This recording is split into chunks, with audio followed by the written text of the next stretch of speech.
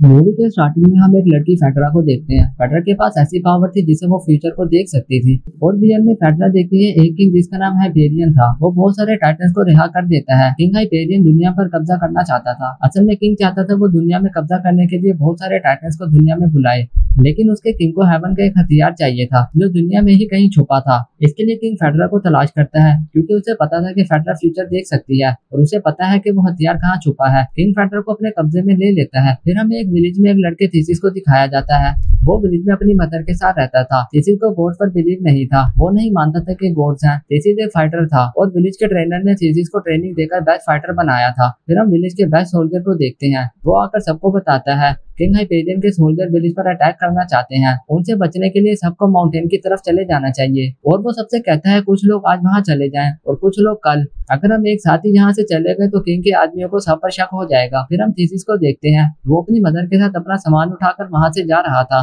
तो रास्ते में उसे एक शख्स रोक लेता है और थीसिस से कहता है तुम आज नहीं जा सकते, तुम्हारे तो फादर ही नहीं है। ये सुनकर थीसिस को उस पर गुस्सा आ जाता है और वो शख्स को पकड़कर बहुत मारता है। उस शख्स के साथी थीसिस पर अटैक करने के लिए आते हैं तो थीसिस उस शख्स को पकड़कर उसकी गर्दन पर अपनी तलवार रख देता है और उन्हें अपने करीब आने से रोकता है और कहते हैं अगर किसी ने भी कोई हरकत की तो मैं तुम्हारे साथी को मार दूंगा। तभी वहाँ कमांडर आ जाते हैं और थीसिस को उस शख्स को छोड़ देने का कहता है और थीसिस ना चाहते हुए भी उसे छोड़ देता है। फिर कमांडर थीसिस से कहता है तुम एक बहुत अच्छे फाइटर हो, इसलिए मैं तुम्हें अपने स्पेशल फाइटर में रखना चाहता हूँ। ये सुनकर थीसिस उसे कहता है वो शख्स मेरी मदर के खिलाफ बोल रहा था लेकिन तुमने उसे कुछ भी नहीं कहा तो मैं तुम्हारा साथ कैसे दे दूं। ये सुनकर कमांडर उस शख्स और उसके साथियों को अपनी टीम में से निकाल देता है। कमांडर के ऐसा करने पर उस शख्स को गुस्सा आ जाता है और वो किंग के पास चला जाता है और किंग की टीम में शामिल हो जाता है और किंग को विलेज में छुपे लोगों का बता देता है। फिर किंग के सोल्जर विलेज पर अटैक कर देते हैं और सब लोगों को मार देते हैं और उनमें थीसिस की मदर भी मारी जाती है। अपनी मदर को मरता देखकर थीसिस को बहुत दुख होता है लेकिन वो इस टाइम कुछ नहीं कर सकता था।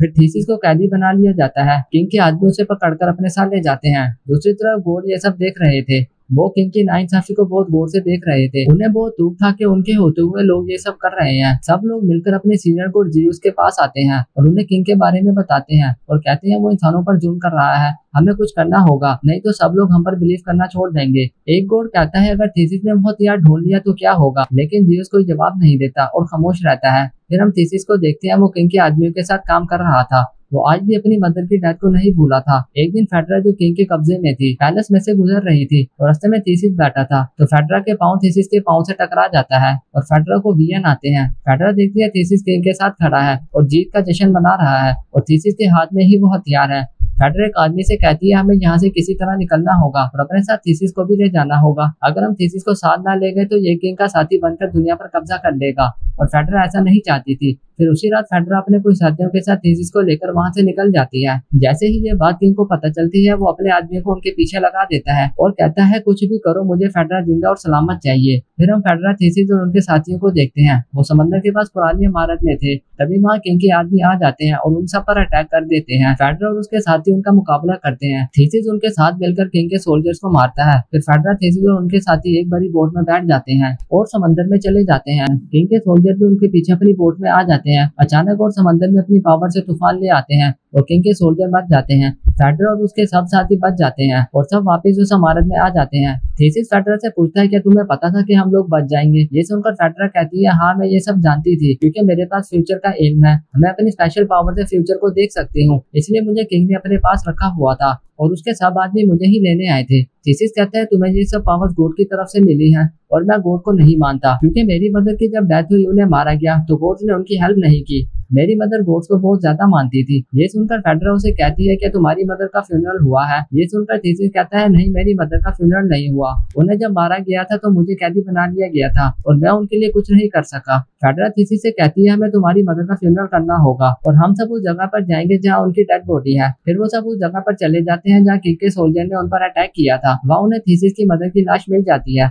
थीसिस उन्हें उठाकर ट्रेडिशनल तरीके से उनका फ्यूनरल करता है और उन्हें एक कब्र में डालता है, लेकिन उनकी बॉडी कब्र में नहीं जा रही थी। वहाँ एक बहुत बड़ा पत्थर था जिसकी वजह से उनकी बॉडी अड़ रही थी। थीसिस उस पत्थर को तोड़ने की कोशिश करता है और उसे तोड़ देता है और पत्थर में से वही गॉड का हथियार निकलता है। वो एक तीर और कमान था। थीसिस उसे उठाकर देख ही रहा था। अचानक उसे एक पत्थर आकर लगता है और थीसिस के हाथ से वो तीर कमान गिर जाता है। फिर एक शख्स आता है और थीसिस पर अटैक कर देता है। उस शख्स ने फेस पर एक मास्क पहना हुआ था और ये शख्स किंग का भेजा हुआ था। उस शख्स और थीसिस के दरमियान बहुत फाइट होती है और बहुत फाइट के बाद थीसिस उस शख्स को मार देता है। फेडरर और उसके साथियों को बाहर किंग के आदमी पकड़ लेते हैं। थीसिस वो तीर कमान उठाकर बाहर आ जाता है और किंग के आदमियों पर अटैक कर देता है। इधर थीसिस एक तीर चलाता है, सबको लग जाता है और वो सब मारे जाते हैं। फिर हम फेडरर और थीसिस को देखते हैं। फेडरर उसके जख्म साफ करती है, वो बहुत ज्यादा जख्मी हो चुका था। थीसिस उसे कहता है तुम सही कहते थे, गोड बाकी होते हैं और हमें गोड्स को मानना चाहिए। फेडरर उसे कहती है हाँ तुम्हारी मदर गोड्स को मानती थी, इसलिए हम ये सब जान पाए और हमें वो तीर कमान भी मिला है। फेडरर अब थीसिस को लाइक करने लगी थी, लेकिन फेडरर के पास जो पावर थी वो रिलेशनशिप में आने से खत्म हो जाती थी। फिर फेडरर उन सबके साथ एक जगह पर जाती है। उसे अपनी सिस्टर्स के विजन आ रहे थे कि किंग ने उन्हें कैद करके रखा हुआ था। जैसे ही ये लोग वहाँ जाते हैं, फेडरर को अपनी सिस्टर के चिल्लाने की आवाज आ रही थी। फेडरर बहुत परेशान होती है और वो सब मिलकर फेडरर की सिस्टर को ढूंढते हैं, लेकिन वो उन्हें नजर नहीं आती। फिर फेडरर को एक बहुत बड़ी काऊ नजर आती है, उसके नीचे आग जल रही थी। फेडरर की सिस्टर की आवाज उसमें से आ रही थी। वो लोग उस काऊ को गिराकर तोड़ देते हैं तो उसमें से फेडरर की सिस्टर निकलती है। वो बहुत ज्यादा जख्मी हो चुकी थी, जलने से उनकी बॉडी का बुरा हाल था। तभी वहाँ किंग के सोल्जर आ जाते हैं और उन पर अटैक कर देते हैं। थीसिस के हाथ से वो तीर कमान गिर जाता है और उसे किंग का एक आदमी उठाकर वहाँ से भाग जाता है और वो तीर कमान किंग के पास ले जाता है। फिर वहाँ आसमान से गोड आ जाते हैं और उन्हें स्पेशल पावर देते हैं और वो थीसिस और फेडरर से कहते हैं तुम्हें तब तक लड़ना होगा जब तक तुम जीत नहीं जाते। फिर गोड किंग के सब सोल्जर को मार देते हैं। अचानक वहाँ गॉड ज़्यूस आ जाता है और बहुत ज्यादा गुस्से में था क्योंकि दूसरे गॉड ने उनके रूल्स को तोड़ा था। गॉड कभी भी इंसानों की डायरेक्ट जाकर हेल्प नहीं करते थे। गॉड अपने साथी गॉड पर अटैक करके उसे मार देता है। अब तुम्हें ही खुद को बचाना होगा, अब कोई भी गॉड तुम्हारी हेल्प के लिए नहीं आएगा। गॉड कहता है मुझे तुम पर यकीन है, तुम ऐसा कर सकते हो, अकेले ही अपने विलेज के लोगों को बचा सकते हो।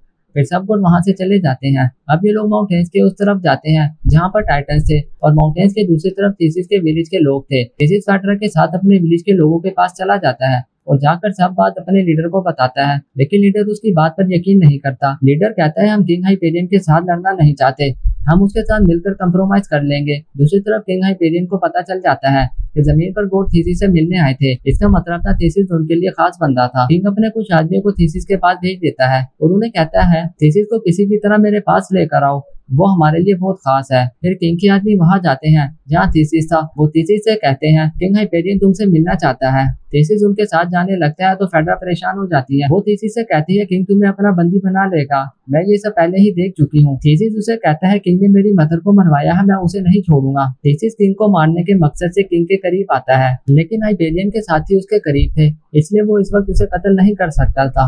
हाइपेरियन थीसिस से कहता है मेरे लिए काम करो, मैं आपकी इज्जत करूंगा, आपको लफानी बनाऊंगा। थीसिस ने जवाब दिया मर्दों के अमाल लफानी है क्योंकि ये गोश्त मुर्दा हो जाएगा। ये कहकर वो वहाँ से चलने लगता है। किंग हाइपेरियन धमकी देता है कि मैं कल टाइटन्स को जिंदा कर दूंगा, इससे कोई फर्क नहीं पड़ता कि आपके देवता आपके साथ हैं, फिर मेरी बादशाही होगी। थीसिस वहाँ से फेडरर के पास आता है। वो कहता है शायद मैं वो काम पूरा कर सकूं जिसकी गॉड ज़्यूस मुझसे तवक्का कर रहा है। फेडरर ये कहते हुए उसे हौसला देती है अपने आप पर भरोसा करो क्योंकि खुदा ने एक सही शख्स को चुना है। सुबह को जंग छिड़ जाती है। थीसिस के साथी लोग पहाड़ी दीवार के पीछे होते हैं, लेकिन एक दीवार में शगाफ डालना कोई मुश्किल काम नहीं था। हाइपेरियन एक तीर चलाते हैं और वो दीवार मुकम्मल तौर पर तबाह हो जाती है, जिसे तोड़ना मुश्किल था। उसे देखकर थीसिस के साथी खौफजदा हो जाते हैं। वो भागने लगते हैं, लेकिन थीसिस मौका पाकर पहुंच जाता है। वो कहता है ये बड़े बड़े मास्क पहने हुए बुज़दिल हैं, वो भी हमारी तरह इंसान है और उनकी रगों में खून दौड़ता है, दर्द भी होता है। बुज़दिल होकर सिर्फ अपने आप को छुपाते हैं और हम उनका मुकाबला करने की सलाहियत रखते हैं। थीसिस को सुनकर उनके अंदर जंग का जज्बा पैदा हो जाता है, उनका सामना करना पड़ता है और वहाँ एक खतरनाक जंग छिड़ जाती है। हाइपेरियन मुकम्मल तौर पर टाइटन्स को रिहा करने के लिए फिक्रमंद है। विलेज के लीडर ने किंग हाइपेरियन को मशवरा दिया हम मुशावरत के जरिए से मसले को हल कर सकते हैं, लेकिन हाइपेरियन ने इख्तलाफ करते हुए इन्हें मार डाला। वो जेल में पहुंच गया। वो कमान से तीर चलाते हुए टाइटन्स को रिलीज करने जा रहा है। थीसिस और इसके साथी वहां पहुंचते हैं। बहुत देर हो चुकी थी क्योंकि इसने तीर मारा था। एक जबरदस्त धमाके से तमाम लोग गिर पड़े। थीसिस के साथियों ने किंग हाइपेरियन से झुकाव पकड़ लिया, लेकिन टाइटन्स बेदर हो गए। वक्त गुजर चुका था। थीसिस के साथी ने इससे कहा तुम यहाँ से चले जाओ, मैं उनके साथ मुकाबला कर सकता हूँ, और कमान से तीर चलाने लगता है, लेकिन टाइटन उसे मार डालते हैं। फिर बहुत से गॉड इंसानियत की मदद के लिए उतरते हैं क्योंकि ये उनके असूलों के मुताबिक था। टाइटन के बेदर होने के बाद इंसानियत की मदद के लिए उतरना था। टाइटन के खिलाफ इंसानियत की मदद के लिए आ सकते थे। टाइटन और गॉड के दरमियान एक जबरदस्त जंग शुरू हो जाती है। गॉड ज़्यूस इस कमान को मुस्तकबिल में इस्तेमाल से बचाने के लिए तबाह कर देता है। दूसरी तरफ थीसिस और किंग हाइपेरियन भी एक दूसरे के सामना करते हैं। हाइपेरियन थीसिस को अपने खंजर से मारकर जख्मी करता है। गॉड और टाइटन्स की जंग में टाइटन्स फातेह के तौर पर नमूदार हो रहे थे।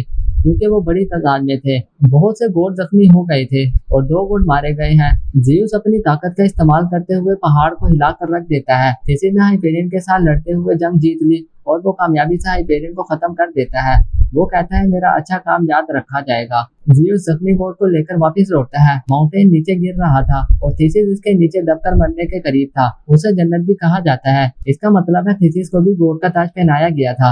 ये जाहिर है कि हमेशा बुराई पर अच्छाई की फतह होती है, क्योंकि हाइपेरियन की बड़ी फौज को माउंटेन के नीचे कुचल दिया था। बहुत अरसे बाद दिखाया गया कि थीसिस की बहादुरी पर कहानी लिखी गई थी। इसकी बहादुरी याद आ गई थी। थीसिस और फेडरा का एक बेटा भी है। इसमें भी मार्स जैसी सलाहियतें हैं। वो बच्चा पेशन गोई करता है। गोट और डेविल के दरमियान एक खतरनाक जंग छिड़ रही है। अचानक वहाँ पर एक बूढ़ा आदमी नमूदार होता है जो थीसिस को जंगजू बनने के काबिल बनाता है। दरअसल वो इंस्ट्रक्टर नहीं था बल्कि ज़ीउस था, जो इंसान के बेस में वहाँ आया था। वो इस बच्चे से कहता है कि मैं तुम्हारे बाप को जानता हूँ, जो बहुत बहादुर थे, और तुम्हारा वक्त भी जल्द आने वाला है। वो बच्चा पूछता है तुम किस वक्त की बात कर रहे हो? वो कहता है बुराई के खिलाफ जंग कभी खत्म नहीं होगी। जंग जन्नत में शुरू होने वाली है और तुम्हारे बाप भी होंगे। वो आपके मुस्तकबिल के लिए लड़ेंगे। और यही इस मूवी का एंड हो जाता है।